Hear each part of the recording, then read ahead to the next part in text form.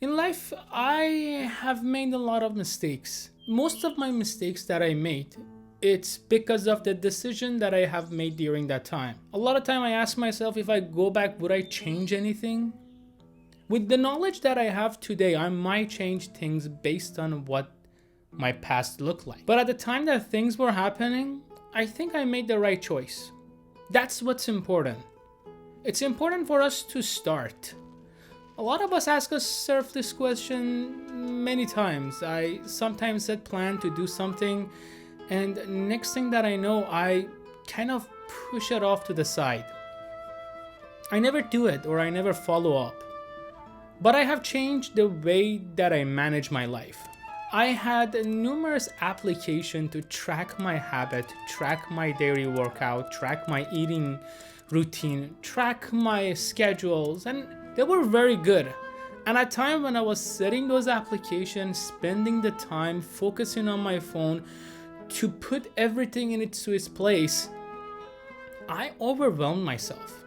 And I had problems starting a task. At times it's important to just sit down and ask ourselves this question: is the thing that I want to do is really bringing me benefit or value, or is it just pushing me back further away from my habits and from my goals that I want to achieve? A great book by the name of Habit represents everything that we do and how we should do it. This book really talks about the ways that we set our habits and then the ways that we follow. And one thing that I really gained from it, that it's really hard to grasp, letting ourselves the pleasure of forgiveness.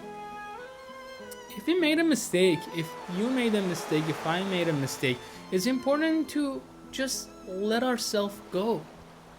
Give ourselves a little leeway when it comes to it. But don't procrastinate. Sometimes forgiveness can set us back and doesn't let us start what we actually love. I like to be on schedule and to be on plan. And all the application, all the programs that I had really helped me at times. But at some point, it dragged me away. I constantly had to go to my phone to see what's next. And sometimes I get distracted. That's why I quit using my phone to track my habit.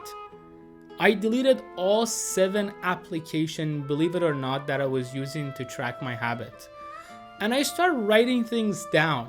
When you write things down, it helps us be clear. That's what it is for me. Now, if you are the person that you are most productive using your phone, I think it's a great tool if it's used at its right pace.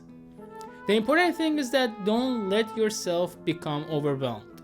So just take one step forward.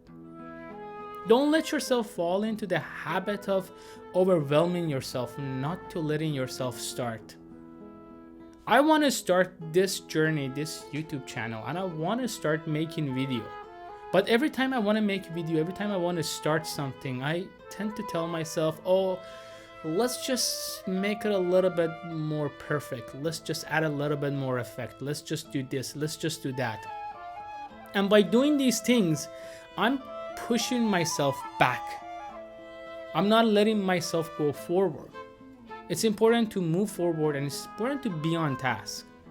Try writing down the things that is really important to you. Writing down the things that you want to accomplish during the day. And then go by it one step at a time.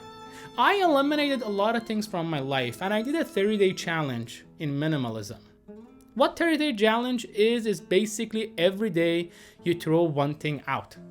Now you don't have to actually throw it out. You could donate it or you could discard it if it's not valuable. Now everything that we have at one point, it was valuable.